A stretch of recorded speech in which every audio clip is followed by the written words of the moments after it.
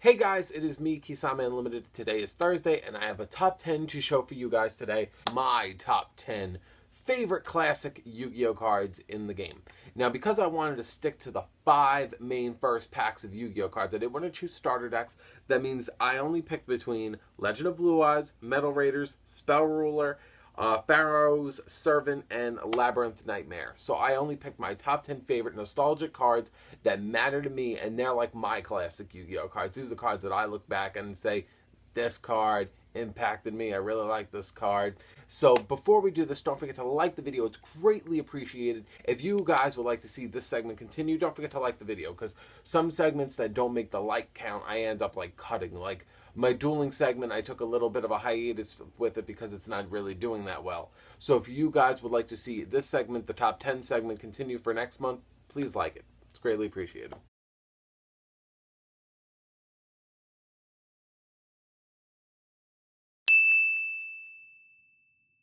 Now, Labyrinth Tank and me, when I was young, I remembered sitting on my stoop, and I remembered I had Labyrinth Tank, and I looked at it and I said, wow, this card looks so cool. I didn't understand why it was a fusion, but I looked at Labyrinth Tank and I was like, wow, I really like this card. It like stuck out to me. I loved the design, and when I saw it, I was just like, oh, it made me really appreciate seeing Labyrinth Tank very briefly in the duel between Paradox versus Yugi and Joey. And I really was like, I really like this card. It was basically like my appreciation for the art of Yu-Gi-Oh! Because I looked at that card's art and I was really taken by it. Alright, so that's basically it. I just really loved its art and I thought it looked so cool. I'm pretty sure it was in my top 10 favorite fusions for that exact reason.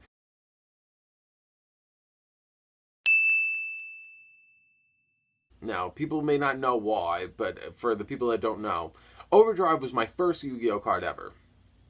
Overdrive was what led me here right now. So, Overdrive, I remember pulling it in the pack. It was the first card I saw, and when I saw it, I was just like, you're not a Yu-Gi-Oh card. Nobody in the show used you. And I didn't want to say anything to my mom, because I was going to be like, Mom, this isn't Yu-Gi-Oh cards. I got ripped off. And then she would be like, well, then don't bother me for $4. And I was like, but I'm pretty sure I pulled something else in the pack too. I don't remember what it was, but I know it was Yu-Gi-Oh related. But Overdrive definitely was a shocker for me. And remembering that shit 14 years later says something.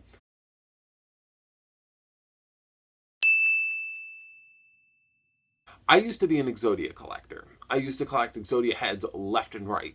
I would always say, you can't get enough head.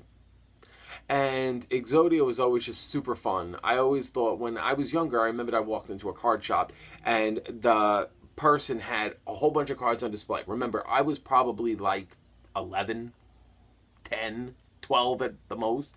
And I remembered I looked and I saw all these cards on display. And I said, wow, look, that's Exodia. How much is it? Because I was like, at most I probably had like $10. And I was like, how much is it? And I saw like each piece was like, remember, this is LOB. And it was like 40 for each limb and maybe like 50 for the head. I was like, why? And I remembered one person that went in after me. He was like, oh, can I look? And the guy looked away and he like snatched it and fucking left. And I was like, and they were like, oh, we're gonna call the cops and shit. And they were like, and I'm like, damn, why not do that?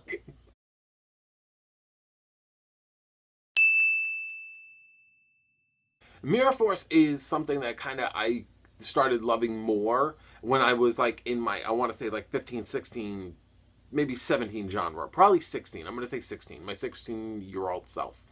Now, for me, I remembered when Mirror Force came out, I never had one. And in my neighborhood, if you had a Mirror Force, you were like the cool dude on the block. You were like, oh, like you had Mirror Force? Like, I don't want to fuck with that guy.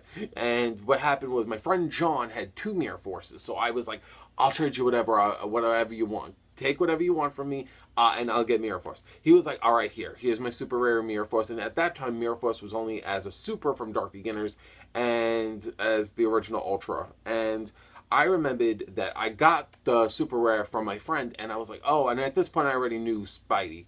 So at that point I was like, oh, I remembered I went home, I think like 3 days later, and I opened a Dark Beginners pack, because at my local, like, Rite Aid, there was like a vending machine with Yu-Gi-Oh cards, and I opened up like a pack like there, because anytime when I had money, I would run there and just be like, $5, here you go.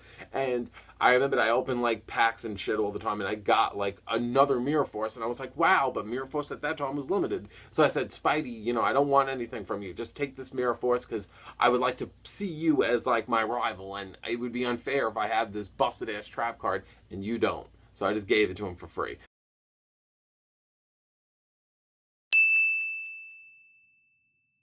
Jinzo for me is really nostalgic for many reasons, but the main reason why I think Jinzo is extremely nostalgic for me was because I made in my head the perfect deck. The deck that nobody could beat as a kid. And my friend had Jinzo, and I always said, if you give me Jinzo, if you give it to me, I will beat you. I'll beat everyone. Don't mess with me if you give me that Jinzo.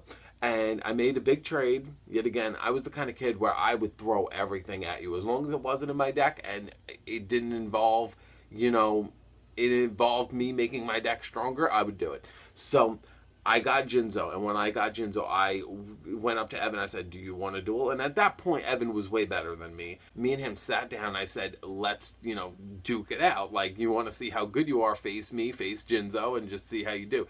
I whooped Evan's ass, like, every fucking time. It was the moment when I had Jinzo, when Evan actually started saying, yeah, I'm not going to fuck with this guy anymore because this guy's actually a really good player.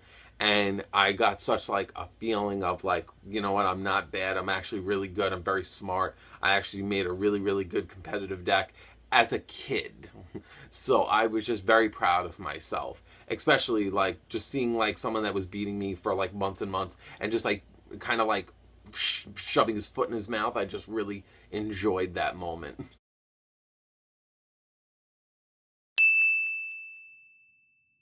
When Sword Stalker attacked the Dragon Piper and he like cut him in half and he was a crush card and he lost his whole deck, when he was like, your best failed, you BICKURIROX, when I saw a BICKURIROX like reaching in its mouth, like pulled out the scythe, I was like,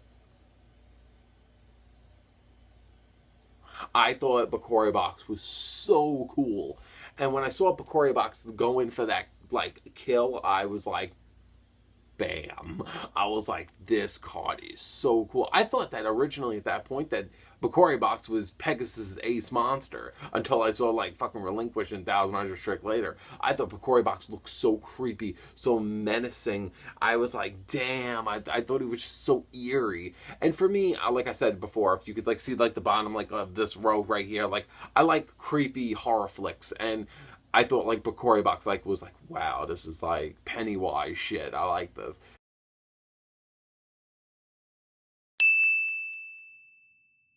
Now people are gonna be like, what the fuck? Why the fuck Follow Wind? You see, for me, Follow Wind is in my list because growing up, you see, for me, I didn't have Blue Eyes and Dark Magician. I really didn't have much money as a kid. So for me, getting Blue Eyes and Dark Magician wasn't the easiest things. As eventually, as time went on, I did get those starter decks. I did get Kaibas and I did get Yugis.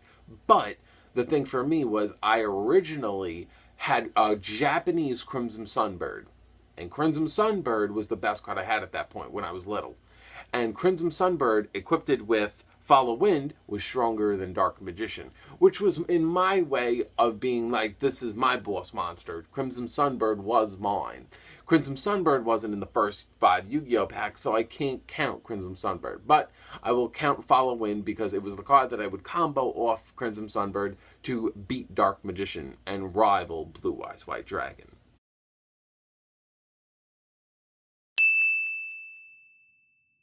SUIJIN for me is, I'll never forget, a kid in my neighborhood pulled Gate Guardian, but he was very, very young. Younger, like 2-3 years younger than us.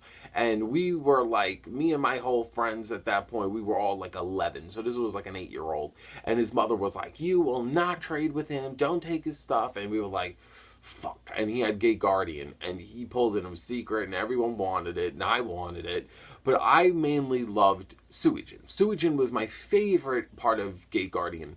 I loved the concept of the water element.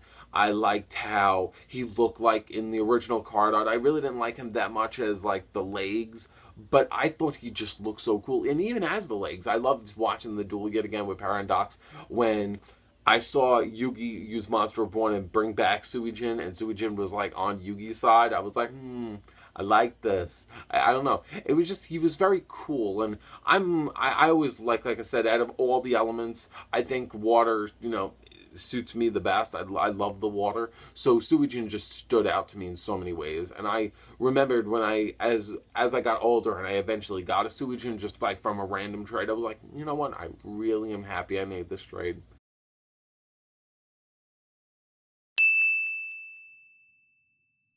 I was very, very influenced when I was young. When I saw Saggi the Dark Clown and I saw him combo with Crush Card, I was like, whoa, what? What the fuck? It took out Dark Magician Guy, every powerful card, just this little clown. And I was so taken up and so interested in what Saggi did. I didn't even care about Crush Card at that time. I just wanted Saggi. And then I remembered I went over to my friend's house, and I remembered I said, wow, you have Saggi? What would you trade for it? He was like, I'll trade you Saggi the Dark Clown for your Blue Eyes White Dragon. And I was like, I only have like 2 Blue Eyes, but I don't have any Saggis, so take Blue Eyes. Give me that Saggi the Dark Clown. And then it just became like a really funny like joke as time went on. I traded a Blue Eyes White Dragon for a Saggi the Dark Clown. The concept, I love seeing him in the first episode when it was like, but if you combine your cards with this, it basically at that point showcased to every Yu-Gi-Oh player, because Saggi was the first card that really showed people that it doesn't take just strong monsters to win. You can make any card powerful, and Saggi was the first example of that, and I really like Saggi just for that concept alone.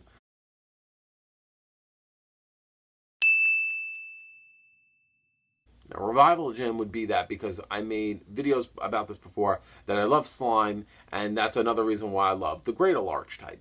But going back to Revival Jam, when I saw the duel between Yugi versus Strings, I cared more about Revival Jam than seeing Cypher the Sky Dragon for the first time. Now you see, that's how I know that that's not normal. Because I know that something's not right. Because he looked like the perfect defense. I wish that him and Marshmallow had like swapped effects, because I wish that fucking Marshmallow just was like pretty shitty, and I wish Revival Gem had that, like, you can't destroy me in battle, take damage, he's gonna stay on the field for good. I was just like, I would have loved that. But Revival Jam still goes down as a card that when I first saw him as a kid, I was like, I need that card. Need it, need it, need it. You see like fucking Cypher get like 20,000 attack points, and I'm like, okay. What are you gonna do next? Oh, your second mouth? Alright, okay. Nah, see Revival Jam, and I'm like, he blocked what? I just thought Revival Jam was so cool. And if I had to say any card that I thought that was so iconic from the first 5 Yu-Gi-Oh packs, it would, for me, be a Revival Gem. He just left me like so mind blown. I was so excited to see that card. And technically, at the end of the day, Revival Jam is what beat Slifer. It's true. You know, Brain Control took who?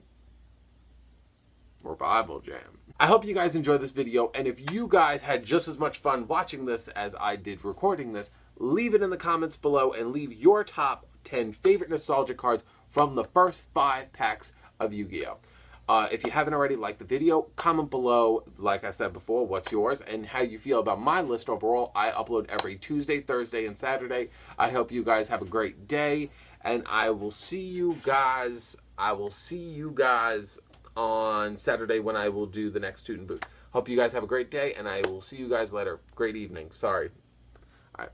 Bye.